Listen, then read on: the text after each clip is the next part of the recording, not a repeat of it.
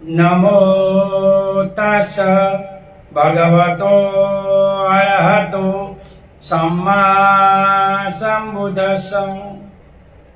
नमो तस् भगवतो अरहतो सम्मा सम्बुद्धस्स। नमो तस् भगवतो अरहतो सम्मा सम्बुद्धस्स। बुद्धं शरणं गच्छामि, धम्मं शरणं गच्छामि, संघं शरणं गच्छामि। द्वितीयंपि बुद्धं शरणं गच्छामि, द्वितीयंपि धम्मं शरणं गच्छामि, द्वितीयंपि संघं शरणं गच्छामि, तृतीयंपि बुद्धं शरणं गच्छामि, तृतीयंपि धम्मं शरणं गच्छामि, तृतीयंपि संघं शरणं गच्छामि। इतिपिसो भगवा अरहं सम्मा सम्बुद्धो विद्याचरण संपन्नो सुगतो लोकविदो अनुत्तर पुरुषधम्म सारथि सार्थ देव मनुष्याणां बुद्धो भगवन्। स्वाखातो भगवता तमो संदीठिको अकालिको एहिपासिको औपनायिको पाच्छतं वेदितभोगितुं सुपटिपन्नो भगवतो सावकसंघो उजुपटिपन्नो भगवतो सावकसंघो सामिति पटिपन्नो भगवतो सावकसंघो यदि चत्तारि पुरुषयुगानि आठ पुरुषपूगला एष भगवतो सावकसंघ। आहुनेयो पाहुनेयो दक्षिणीयो अंजलिकरणीयो अनुत्तरं पुयं खेतं लोकसाधि। साधु साधु साधु। वर्षावास में अमर बोध विहार से भिक्षु पथिक तमपद गाथा गाकर आपको समझा रहे हैं। जरा वर्गो कल तक हमने दंड वर्गो खत्म हो गया, आज जरा वर्गो। जरा यानी वृद्ध। को नुहि हासो किमानंदो निचयं पदलिते सती अंधकारेण ओनंदा परिपंगन वेथन। भगवान कहते हैं कोनो हासो किमांदो नच पतली सती अंधकारेण ओनदा प्रदीप न गवेथ। जब तुम नित्य जल रहे हो तो हंसी कैसी, आनंद कैसा, अंधकार से घिरे हुए तुम क्यों प्रदीप की खोज नहीं करते। कि काया सेकंड सेकंड में जल रही है, ऐसा भगवान का इस गाथा में कहना है। भगवान तथागत जब श्रावस्ती के जेतवन में धर्म सभा में बैठकर उपदेश दे रहे थे, तब उपासिका विशाखा की सहेलियां सुरा पीकर उपदेश सुनने लगी। तब भी शराब था, महिला भी पीती थी। देखो इसमें दिखाया, पुरुष नहीं महिला भी पीती थी, पहले भी थी, अभी तो पुरुष ही पीते, महिला कम पीती। उस बीच बेसुध होकर वे तालियां बजाने लगी। बेसुध हो गई तो जो पियकड़ होते हैं इनको पता नहीं चलता क्या करना है। ज्यादातर पियकड़ होते हैं, इसको बेवड़े कहा था, ये महिला है बेवड़ी, तो इसमें क्या होता पता नहीं चलता। भगवान ने अपने अध्यात्म बल से धर्म सभा को अंधकार में परिवर्तित कर दिया। देखो भगवान में 10 रुधिया बल थी, तो कोई एक बल से अंधेरा कर दिया। वे सब डर गई, नशा सबका काफुर हो गया। तब भगवान ने उस गाथा को सुनाया। अंधेरा कर दिया, डर गई, पीती थी लेकिन डर गई, नशा उतर गया। जैसे शराबी को चाय पिलाओ तो नशा उतर जाता है, ऐसा अंधेरे में नशा उतर गया।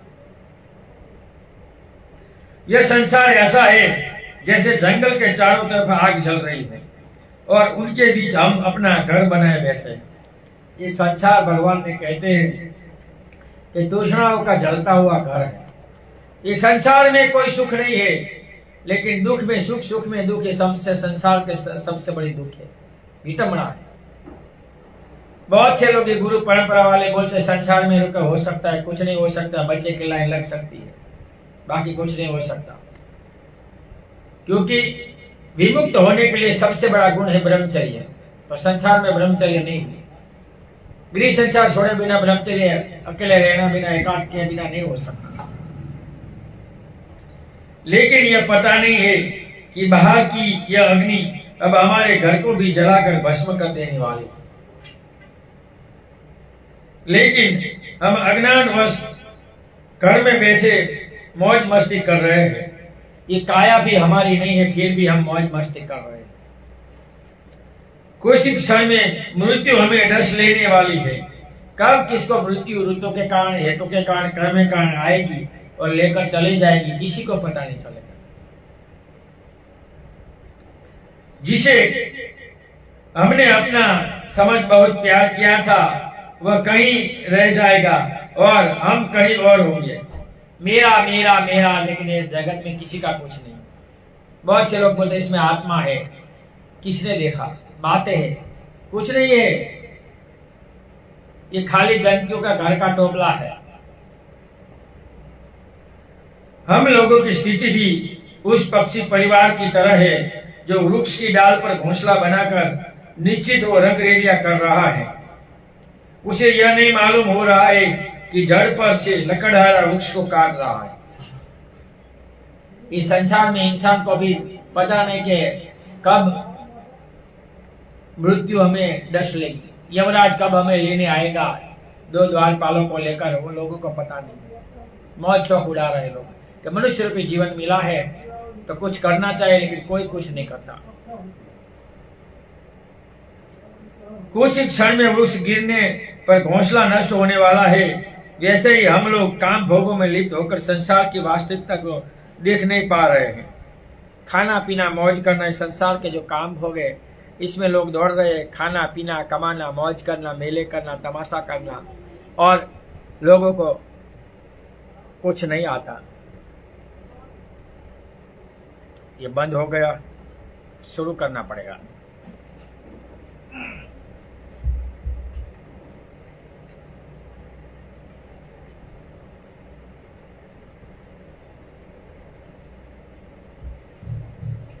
और हो गया।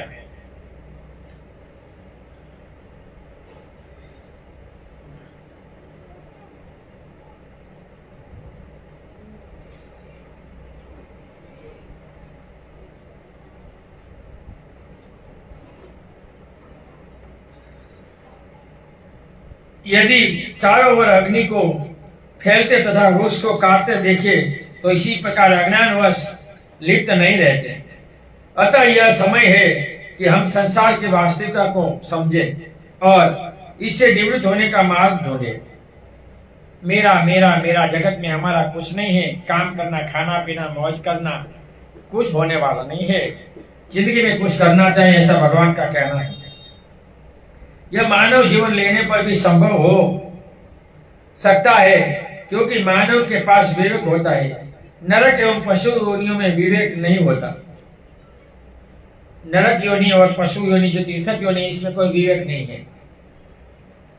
यद्यपि देव योनि में विवेक का कुछ अंश होता है, तथापि उनके पास कल्याणकारी कार्यों संपन्न करने के लिए न हमारे जैसा स्थूल शरीर होता है। देवता लोगों के पास हमारे जैसा शरीर नहीं होता। न वह पुण्य संचित करने के लिए वातावरण है। इनके लिए मनुष्य को देवता से भी श्रेष्ठ कहा गया है। देवराज इंद्र को विमुक्त होने के लिए मनुष्य योनि में वापस आना पड़ा था। इसलिए मनुष्य के सिवा कुछ नहीं है। देवता लोग भी कुछ नहीं करते, ब्रह्म लोग भी कुछ नहीं कर सकते। मनुष्य जाति के अंदर वह शक्ति है जो अपने अंदर विद्यमान बुद्धत्व का साक्षात्कार कर अमृत पद को प्राप्त कर सकती है। इसलिए मनुष्य रूपी जीवन बार बार नहीं मिलता, तो कुछ करना चाहिए। इसलिए और एक दंपत में भी भगवान ने कहा है, किचो मनुष्यो पति लाभो, किचानम मनुष्यानम जीवितम, किचो सगम सोहम, किचो बुधो उपादो। मनुष्य जीवन बार बार नहीं मिलता, कल्पों में आता है, तो कुछ करना चाहिए। कुछ किए बिना कुछ होने वाला नहीं है। यहाँ ये गाथा खत्म हुई, आगे की गाथा का आकर मैं आपको समझाता हूं। पसंचितं कतं बिंबम अरुकाय समूषितं, आतुरं बहुसंकंपयस् नत्थि दुवं थिति। पसम चित्तम बिंबम अरुकाय सुवस्ति, आतुरं बहुसं यस् नत्थि दुव थिति। भगवान कहते हैं, इस विचित्र शरीर को देखो, जो फोड़ों से भरा है, गंदगी से भरा है, जो रोगी है, जो नाना प्रकार के संकट से युक्त है, उनकी स्थिति निश्चित ही एक दिन मरने वाली और सड़ने वाली। एक काया फेंक दे तो मरकर सड़ जाती है, कीड़े पड़ जाते हैं, किसी के काम की नहीं। यहां मैं दाखिला देता हूं सम्राट अशोक का। सम्राट अशोक एक बार अपने सेनापति के साथ कार्तिक पूर्णिमा के दिन निकल रहे थे दोनों, तो गधे पर चिवर के पोटले जा रहे थे। तो पूछा, ये क्या है कि चिवर जा रहा है? तो सम्राट अशोक घोड़े पर से नीचे उतरे और वो जिस समय जो गधे पर चिवर जा रहे थे वहां वंदन किया, पंजाब प्रणाम किया। बहुत से गुजरात में मूर्खों को पंजाब प्रणाम भिखों को करना ठीक नहीं लगता, गुलामी दिखती, लेकिन वो पुण्य कर्म है। बिहार जाओ तो खाली हाथ मत जाओ। अमावस्या पूर्णिमा को जो बोधे को दर्शन करने जाना चाहिए। मोमबत्ती, फूल, अगरबत्ती ले जाकर वो दान है, छोटा छोटा दान करोगे तो भगवान ने कहा है, जैसे मानसून में बाढ़ पड़ा हुआ घड़ा छोटे छोटे बूंदों से भर जाता है, ऐसे थोड़े थोड़े करें सत्य कर्म पुण्य कर्म से तुम्हारा पुण्य कर्म बढ़ जाता है। जो बोध है, अपने को बोध कहता है, हर अमावस्या पूर्णिमा या अष्टमी को नजदीक में बोध विहार है तो वहां जाना चाहिए, वंदना लेकर वापस आना चाहिए। खाली हाथ में जाकर यहाँ भिक्षु है तो फल वगैरह लेके जाना चाहिए। दान पेटी में कुछ डालो, 10 रुपये डालो। उपसत करते हैं जितने लोग, इनको तो फर्जियात जाना चाहिए विहारों में दर्शन करने। अगर अपने शहर में विहार नहीं है तो अपने घर में विहार जैसा बनाओ, वहां एक दान पेटी रखो, कुछ दान डालो और धर्म के पास इसका उपयोग करो। तो पूछा, अरे महाराज आप तो गधे को वंदन किया, अरे तुम राजा को ऐसा कहता हो? मैं तुझे सजा देता हूं कि 7 दिनों तक तुझे अलग अलग पशुओं का सर लाकर बेचकर इनका पैसा ट्रेजरी में जमा करना होगा और 7वें दिन मनुष्य का माथा बेचकर लाना पड़ेगा। 7 दिनों तक वो सेनापति अलग अलग पशुओं के सर लाता है, बेचकर पैसा जमा करता है। 7वें दिन 3 दिन रहा, लेकिन वो सर बिका नहीं। आया जहापना को पैर पड़ा, माफ करे जहापना, ये कोई नहीं लेता। पशु के सर बिके, मनुष्य का सर नहीं बिका। समझ कुछ आया कि इनका कोई मालिक नहीं है, कोई धनी नहीं, इनको कोई लेने वाला नहीं है, तो वंदन करे तो तेरे बाप का क्या जाता है। इसलिए वंदन करना अच्छी बात है। जो सम्राट जैसा अशोक जैसा राजा जो वंदन करता है, तो तुम लोग तो राजा हो नहीं। भगवान का जो ये चीवर है, इस चीवर को वंदन करते हो, व्यक्ति को नहीं। ये बुद्ध का दिया हुआ है, ये कासाय वस्त्र है। अपने घर भिक्षु आए तो पैर धोने पानी देना चाहिए, रास्ते में मिले 2 हाथ जोड़कर अंजलि को वंदामी भंते कहना चाहिए। अपने घर आए तो पूरे फैमिली को मिलकर वंदन करना चाहिए। वो पुण्य कर्म है, सत्य कर्म है। जब तक तुम पुण्य कर्म में नहीं आओगे, तुम्हारे में श्रद्धा निर्माण नहीं होगी और तुम्हारा काम आगे नहीं बढ़ेगा। राजगृह में श्रीमा नाम की एक परम सुंदरी गणिका थी। उसने भगवान से उपदेश सुनकर सोतापति फल प्राप्त हो कर लिया था, जिसको बाबा साहब ने प्रबुद्ध व्यक्ति कहा है, जिसको बुद्धिज्म में सोतापति कहा जाता है। जो लोग 4 मार्ग से सोतापति हो सकते हैं। मानसून में इनका वर्षावास होता है। भगवान ने चतुर्निपाक में अंगुत्तर निकाय में बताया है 2 नंबर के ग्रंथ में कि 4 मार्ग से व्यक्ति सोतापति हो सकता है। बार बार सूत्र पठन करना, इनका अर्थ समझना, बार बार धर्म सुनना, सुना हुआ धर्म अन्य को कहना, इन्हें स्वाध्याय करना, दृष्टि खुल सकती है। और चौथा ध्यान साधना, भावना। तो वर्षावास में भिक्षु जो वर्षावास लगाता है, इसमें इसका स्टडी होना चाहिए 4 मार्ग का। तो व्यक्ति कौन से मार्ग से सोतापति हो सकता है पता चलता है। ये भिक्षा मांगने, खाना, कार्यक्रम करना और पैसा इकट्ठा करना विहारों में, ये गलत है। इससे किसी का कल्याण होने वाला नहीं, दिखावा होता है पैसा इकट्ठा करने का। स्टडी के लिए भिक्षु को भिक्षाटन करने की 10 दिन को जरूरत नहीं है। परमानेंट भिक्षु को है, अभ्यास के लिए जाता है, इनको भिक्षा की जरूरत नहीं है। तो इनका 3 बंधन टूटता है। सत्कार दृष्टि, विचिकित्सा, शीलवत परामर्श। सत्कार दृष्टि है ना, इस काया में कोई आत्मा है, कोई चलाने वाला है, वो मिट जाता है। विचिकित्सा, बुद्ध धर्म संघ की शिक्षा से इसका शक मिट जाता है। मिथ्या दृष्टि तो सम्यक दृष्टि हो जाती है कि दान धर्म का फल है, माता पिता है, दुनिया में देखने वाले पुरुष अदृश्य योनिया है, यज्ञ या हवन का फल है, वो सब इनका माइंड में घुस जाता है कि ये सही है। फिर वही लोग ये जगत को जान सकते हैं। इसको सम्यक दृष्टि कहिए। मिथ्या दृष्टि, सत्य को असत्य से जानने वाला कुछ नहीं है। सनातन धर्म चमत्कार मानते हैं। हम चमत्कार को नहीं, उत्तर मनुष्य धर्म को 5 इंद्रिय से परे का ज्ञान होता है, जो आगे में बुद्ध ने बताया। बहुत से लोग ये नहीं मानते।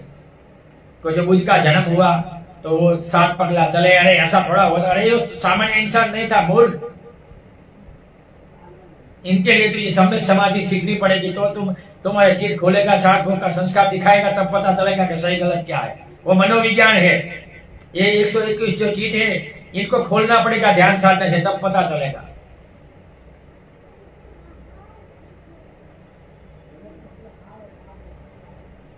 और लास्ट में शीलवत परामर्श करने के लिए नहीं करता, दिल से कार्य करता है। ये उपवास कर लो, तब कर लो, ये कर लो, ये हो जाएगा। सनातन धर्म में ना भी आज फ्राइडे था तो महिलाएं रेड वस्त्र पहनते थे, रेड फ्राइडे। अपने बच्चों, वो माँ भूखी रहे, उपवास करे तो अपने इसके बच्चे की लंबी आयु हो जाएगी। अच्छी बात है, होती है तो अच्छी बात है। तो श्री माँ श्रोतापति हो गई थी, प्रतिदिन भिक्षुओं को बड़े सम्मान के साथ दान देती थी।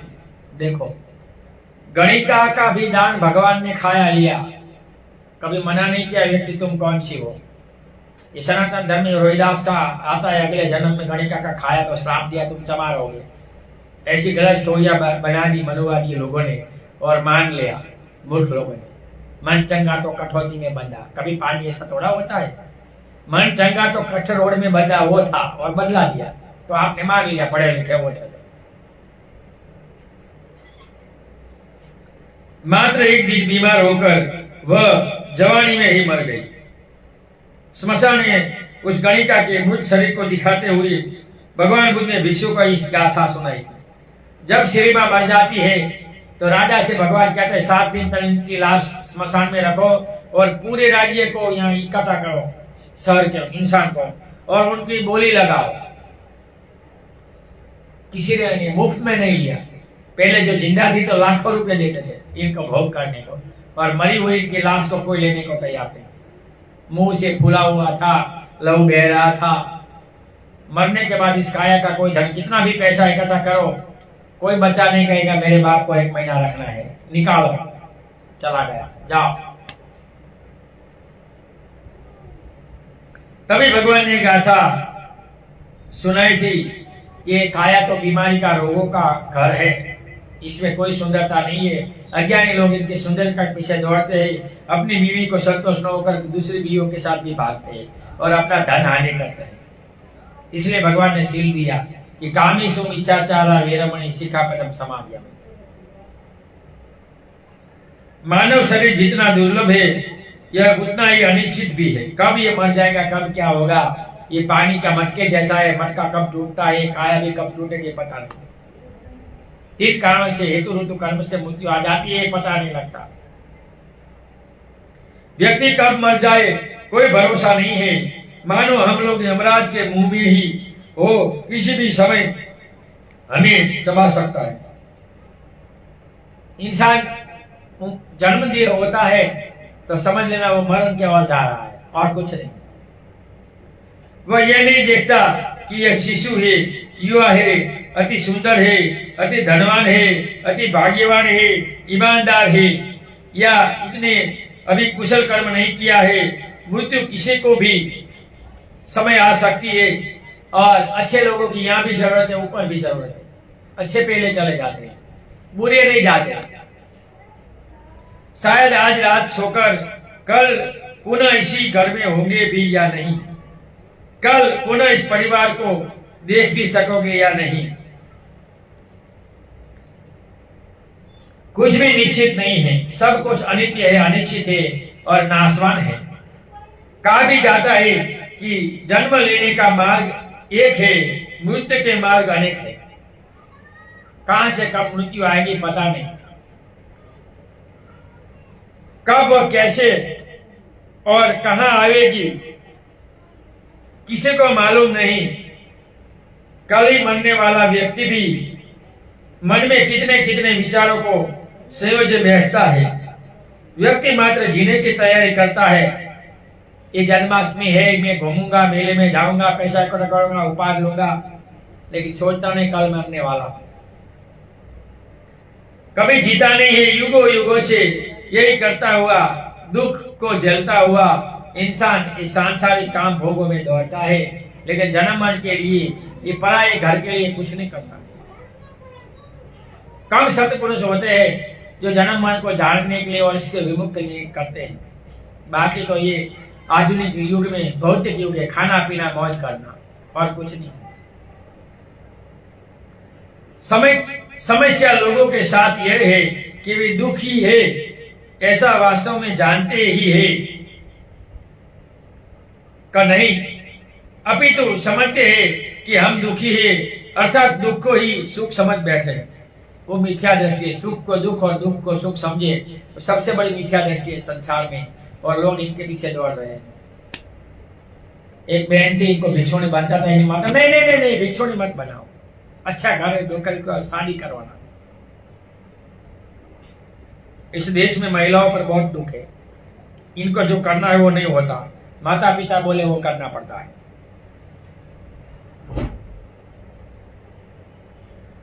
वैसे जानेंगे भी कैसे, जिस दिन हमारा जन्म हुआ था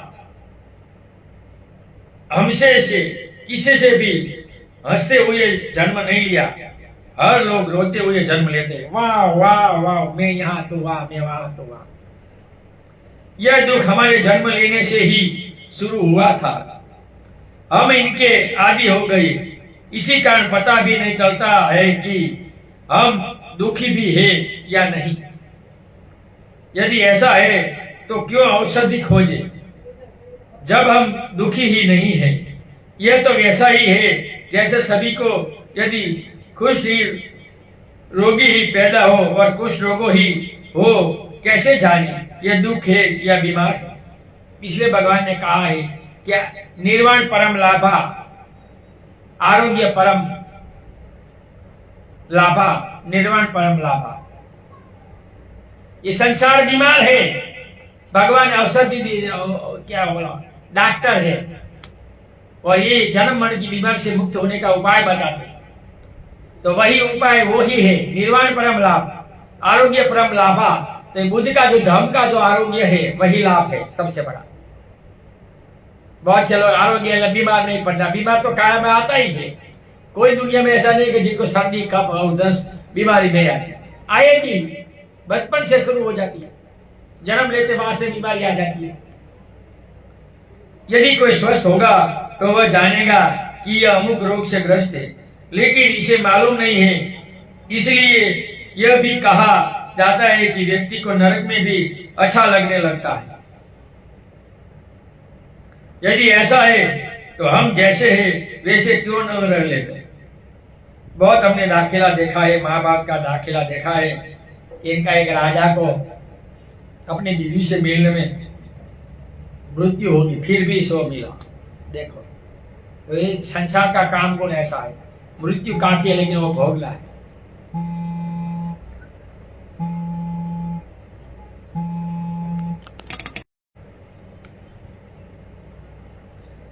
जब दुख नहीं है लेकिन रात दिन आप दौड़ते हैं, जन अर्जन करना चाहते हैं, पद प्राप्त करना चाहते हैं, यह चाह क्यों, तृष्णा क्यों, आप इनके लिए रोते क्यों है।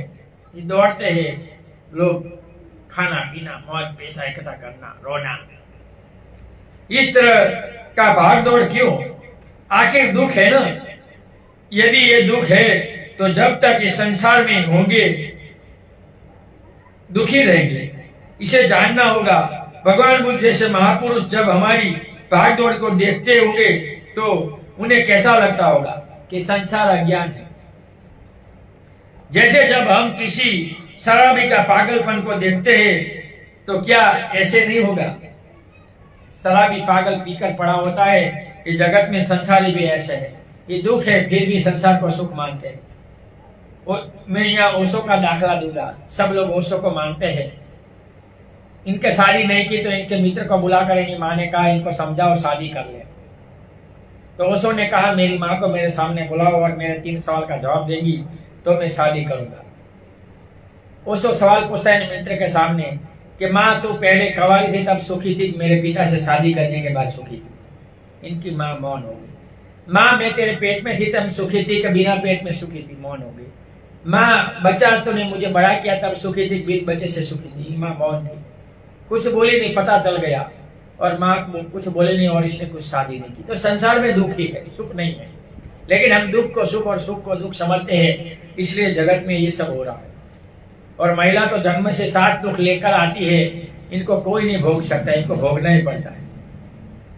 इसलिए कभी महिला का जन्म मनुष्य रूप में आता है तो बहुत दुख होता है। इसमें इंडिया जैसे देश में तो गुलामी है, हर धर्म में स्त्रियों पर गुलामी डाल दी है। एक भगवान का धर्म ही है जो स्त्रियों को गुलामी नहीं डालता, बाकी हर धर्म में स्त्रियों पर गुलामियां है। स्त्री को स्वतंत्रता नहीं देती। भगवान का जो धर्म है वो स्त्रियों को स्वतंत्रता देता है। आप देखना है तो हर बुद्ध पैलेस जाकर देखो, पता चल जाएगा। बुद्ध की कंट्री में जाओ, पता चल जाएगा। यहाँ एक गाथा खत्म हुई, जरा वर्गों के आगे की गाथा 148 मैं पढ़कर आपको समझाता हूं। परिजिमिदं रूपं रोगनिरुं पवंडं भिजन्ति पुतहि संदेहो मरणंत ही जीवितम। परिजिनी मंदिर रूपम रोगंडी पभुंगरम विजय पुतिमो मरम ही जीवितम। तो भगवान कहते हैं इस गाथा में, यह शरीर जीर्ण से है, रोगों का घर है, चूड़ भूंगर है, गंदगी से भरा है, शरीर का नष्ट होने वाला है और इस जीवन का मृत्यु से अंत होता है। तो लोगों को पता नहीं कि ये जीवन कैसा है, फिर भी लोग इनको मौज शौक करके सुंदर करते हैं, तेल लगाते, मालिश करते हैं, ऐसा करते हैं, तैसा करते हैं। तो एक दिन ये सड़ने वाला तो है बाबा। एक दिन भगवान तथागत श्रावस्ती में भिक्षाटन के लिए जा रहे थे। उत्तरी नाम की थेरी बहुत वृद्धा थी। थेरी यानी 10 साल की भिक्षुणी, बहुत बड़ी उम्र में, बहुत बच्चों थे, नहीं रखा तो लास्ट में भिक्षुणी बनी जीवन लेकर। भगवान को देख किनारे रोने लगी। ऐसे लकड़ी के सहारे भिक्षा मांगने जा रही थी, एक कर खड़ी रही, भगवान को देखकर रोने लगी। शोक आया, लेकिन अपने ही जीवन के पैर के नीचे आने से गिर पड़ी। देखो बूढ़ी थी, पता नहीं चला और गिर पड़ी। भगवान बुद्ध ने उसे उठाकर कहा कि तेरा शरीर बिल्कुल जीर्ण हो गया है, कुछ ही दिनों में नष्ट हो जाएगा। ऐसा कहकर भगवान ने यह गाथा सुनाई थी कि ये काया थोड़ों का घर, ये नाश होने वाला है। इस काया का कब क्या होगा पता नहीं।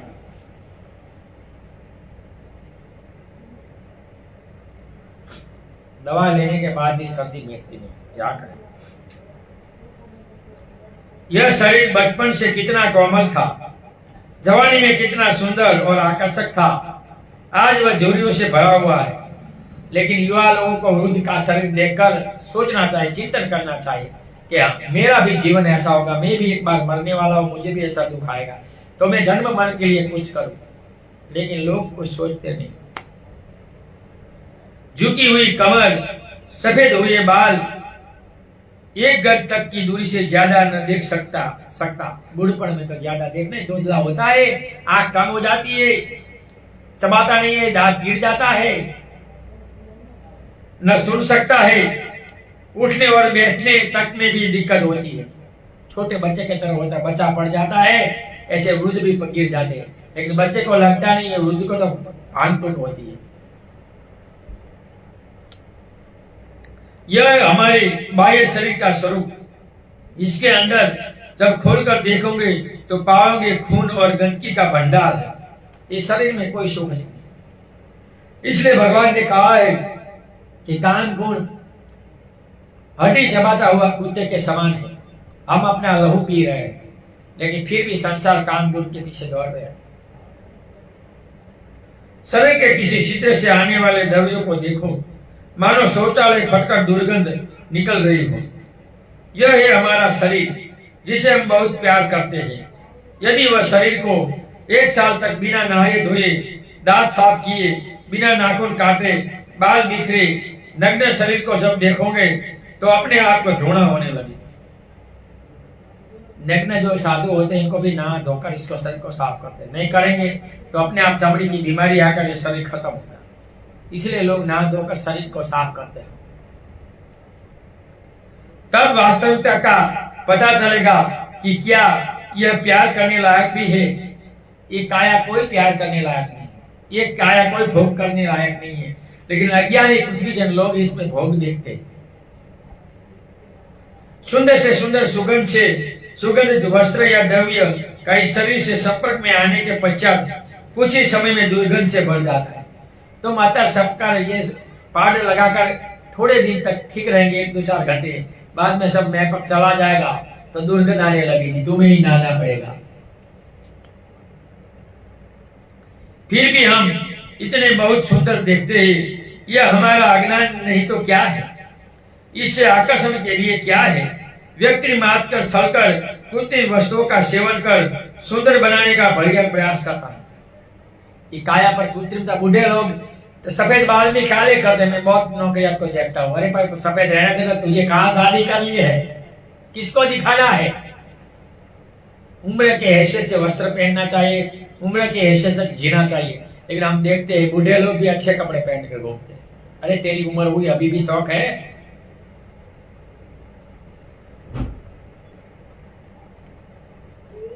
इसको आकर्षक बनाने के लिए हम कितना खर्च कर बैठते हैं।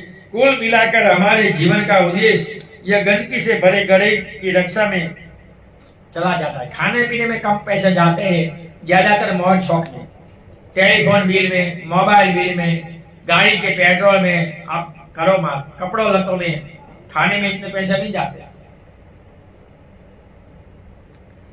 ऐसी स्थिति में हम क्या वास्तव में ज्ञानी हैं? तो इस शरीर का अपना स्वभाव नहीं, उसे ढो ढो कर संवारते हैं, जो बाहर से लाकर इस पर थोपा गया है।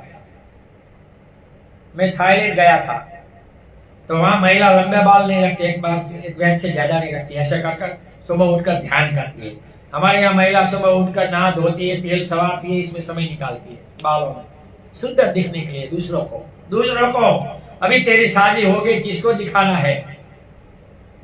बूढ़ी महिला भी सेठा लगाती है, ऐसे कपड़ा पहनती है। उम्र के हिसाब से सोचना चाहिए, लेकिन नहीं सोचते। महिला सजगत कर सुंदर होती है और दूसरे पुरुष को भी काम राग के उपसाती है। बहुत बार महिला अपने शरीर के अंग भी दिखाती है, तो दो पुरुष में काम चलता है, वो नरक में जाता तो इनको भी भोगना पड़ता है। इसलिए कभी अपना शरीर किसी को नहीं दिखाना चाहिए। वह अपना कहां से होगा, उसे छोड़कर जाना ही है। चित्त में कभी दया, करुणा, मुदिता, प्रेम को नहीं जाया, जो अपना स्वरूप था। व्यर्थ में दर्पण को देखते हुए इस मलिन शरीर को संवारते रह गए। रोज बड़ा अरीसा लगता है पूरे शरीर का, कपड़े कैसे ऐसे ऐसे, अभी नीचा करना है, बड़ा करना है, खड़ा करना है। कभी अपने अंदर विद्यमान वृद्धत्व के दर्पण को नहीं देखा, दर्पण को, अपने अंदर जो दर्पण है इनको नहीं देखा, अपने अंदर जो बुद्धत्व है इनको नहीं देखा, और उस पर जमी जन्म जन्मों के क्लेश रूपी धूल को साफ न किया। इस शरीर की तुम लाख सुरक्षा करो, एक दिन यह नष्ट होगा ही, इसे छोड़कर जाना ही होगा। जन्म का अंत मृत्यु है, संयोग का अंत वियोग है, संचय का अर्थ क्षय है, निर्माण का अर्थ खंडन होना। यदि व्यक्ति इस वास्तविकता को समझता तो तृष्णा आसक्ति मोह न रखता और स्वच्छंद शिशु सा रहता। ये मेरा तेरा कुछ नहीं होता। लेकिन हम ये मेरा तेरा में ही रहते हैं, अच्छी तरह नहीं जीवन जीते और ऐसे ही मेरा मेरा मेरा कहकर इस संसार में तृष्णा का दास रहकर मर जाते हैं। तो जगत में जन्म मरण से विमुक्ति के लिए कुछ सोचना चाहिए और मौज शौक से भवंड से बाहर आना चाहिए। ऐसा भगवान का इस गाथा में कहना था। यहाँ ये गाथा खत्म हुई, आगे दूसरी गाथा 149।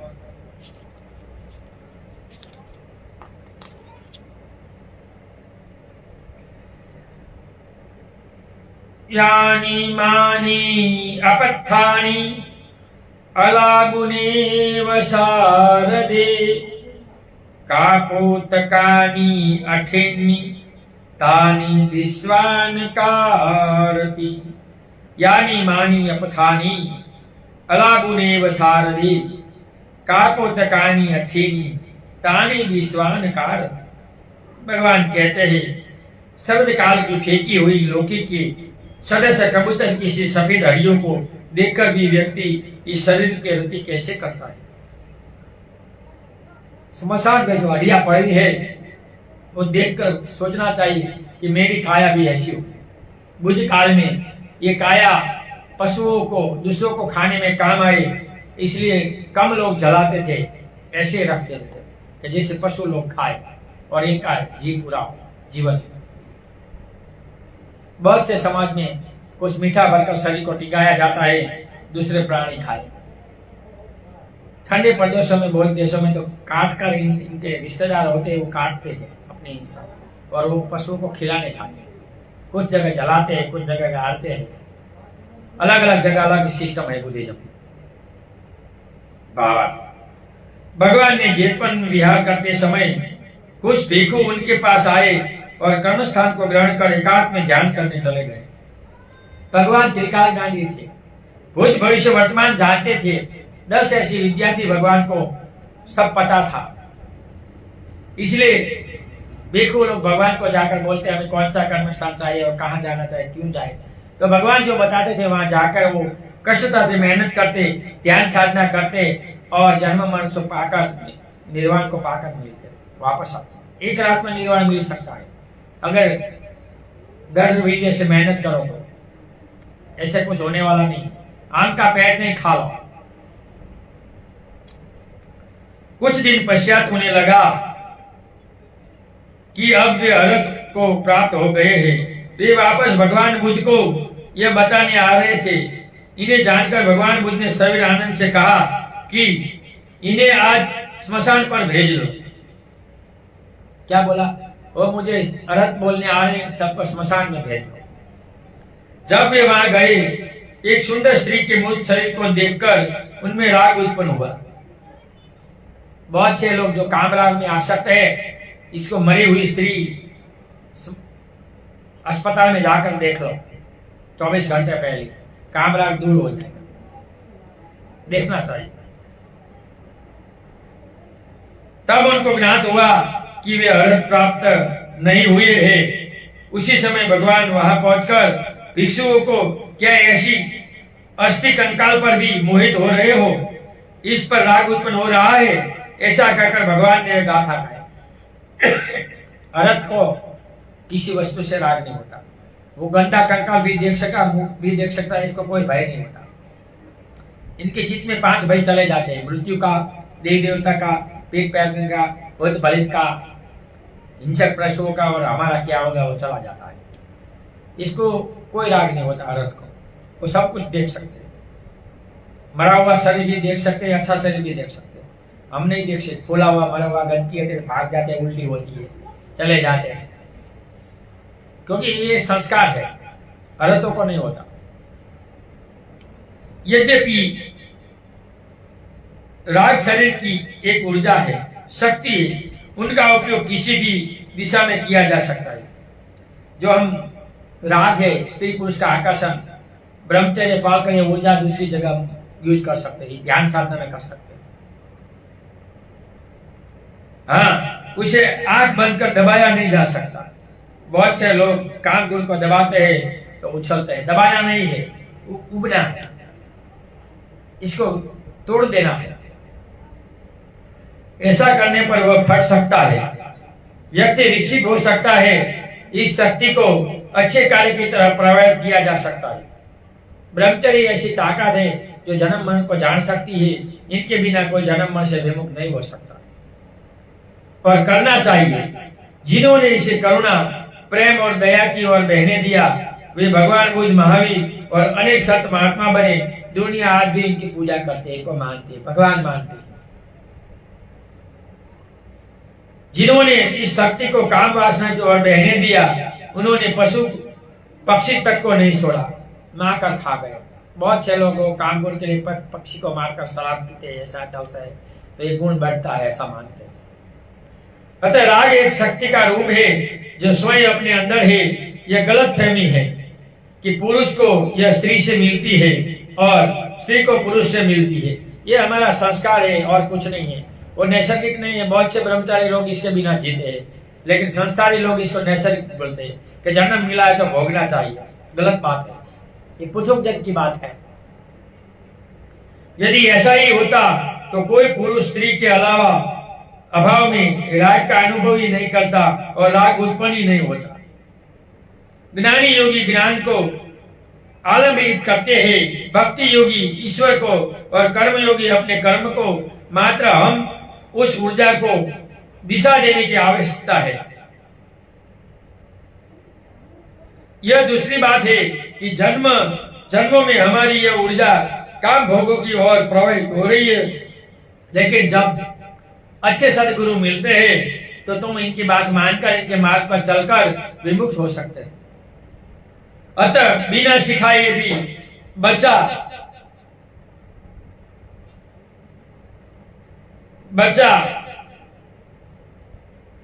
इस संसार से जान लेता है।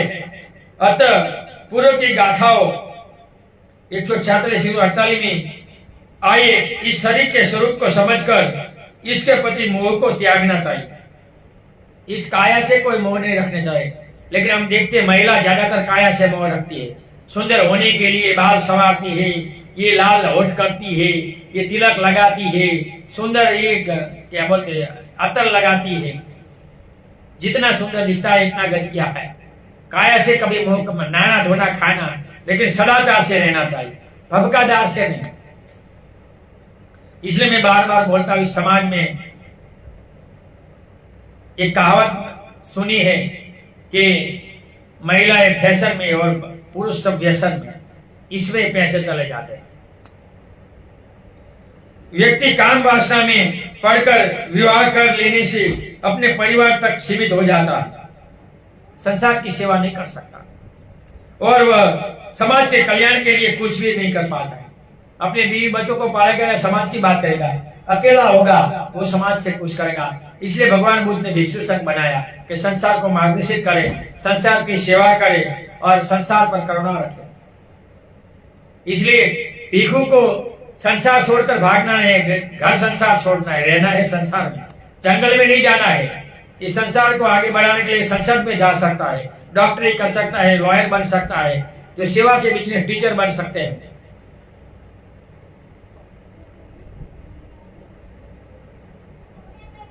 नहीं अध्यात्म का विकास कर सकता है, क्योंकि उनकी जिम्मेदारी एवं आवश्यकता दूसरी को हो जाती है। हम शादी करते हैं तो बच्चों बीवी के लिए काम करना पड़ता है, हमारे लिए कुछ नहीं कर सकते, इनके पीछे दौड़ना रहना है। वही दूसरी ओर सन्यासी एवं भिक्षु बनना अच्छा है। ऐसा करने से वह अपना और समाज का कल्याण आसानी से कर सकता है और इसको कोई बंधन नहीं, कहीं भी जा सकता है जहाँ जाना है। इसको समाज का कोई बंधन नहीं, समाज को तो बंधन ही ये लाना है, कमाना है, शादी ब्याह में जाना है, व्यवहार करना है, बचत करना है, हमें तो कुछ नहीं करना। आज भिक्षा मिली खा लिया, कल मिला खा लिया, नहीं तो बना लिया पका लिया, चलो खत्म, कहीं भी सो सकते हैं। लेकिन यदि वह भिक्षु बन जाते उपरांत भी न आध्यात्मिक विकास भी कर पा रहा हो, न समाज का कल्याण कर रहा हो, तो वो भिक्षु किस काम का? उसे निश्चित रूप से गृहस्थ बन जाना चाहिए। 90% भिक्षु ऐसे क्या करें, खाने के लिए बनते हैं, महोत्सव करते हैं, बहुत से ऐसे भिक्षु माता पिता को पालते हैं, खानगी में महिला रखकर पालते हैं, होता है, क्या करें। लेकिन ऐसे भिक्षु लोगों को ठीक लगते हैं। हम जैसे कठिन पहने, एक चोर पर जिए, नीति नियम को माने, सच कह दे तो हम ठीक नहीं है, मनुवादी है। दीक्षा देते हैं फिर भी मनुवादी। कम से कम वह परिवार के दायित्व को समझाएगा, समाज के साथ जीना चलना तो सीखेगा, अन्यथा वह सांड की तरह बेहिचक लोगों के खेतों को नष्ट करता हुआ लोक लज्जा को त्याग कर दंडित हो जाएगा। तो इसलिए भिक्षु बनते हैं तो भिक्षु का जीवन भिक्षु की तरह जीना चाहिए और जगत को अच्छी तरह, जो भगवान ने आगे बाबा साहब ने कहा कि संसार को मार्गदर्शित करना चाहिए, संसार की सेवा करनी चाहिए और संसार को अच्छा रास्ता दिखाना चाहिए। यहाँ ये गाथा खत्म हुई। कल आगे की गाथा गाकर हम आगे ये जलावर को पढ़ेंगे। ऑनलाइन सुनने हुए सभी लोगों को मुझसे जो समझा सके उतना समझाया। ये समझाने में कोई मेरी गलती हुई है या मेरी वाणी से किसी को दुख लगा है तो दो हाथ जोड़कर क्षमा चाहता है, क्षमा करें। ऑनलाइन सुने हुए सभी लोगों को सुने हुए धर्म का पुण्यानुमोदन करते हैं। सुने हुए धर्म से आप सभी लोग सुखी हो, निरोगी हो, आपका कल्याण हो, आप धर्म में डटे रहो और धर्म में सदा रखकर सम्यक दर्शी जीकर जीवन में आगे बढ़ो। नथी में शरणम अयम बुद्धो में शरणम वरम एतेन सच्चवाजेनम होतु मे जय मंगलम। नथी में शरणम अयम धम्मो में शरणम वरम एतेन सच्चवाजेनम होतु मे जय मंगलम। नथी में शरणम अयम संघो में शरणम वरम एतेन सच्चवाजेनम होतु मे जय मंगलम। नमो बुद्धाय, नमो धम्माय, नमो संघाय। साधु साधु। सबका मंगल हो, सबका कल्याण हो, सब सुखी हो, सब सुखी हो।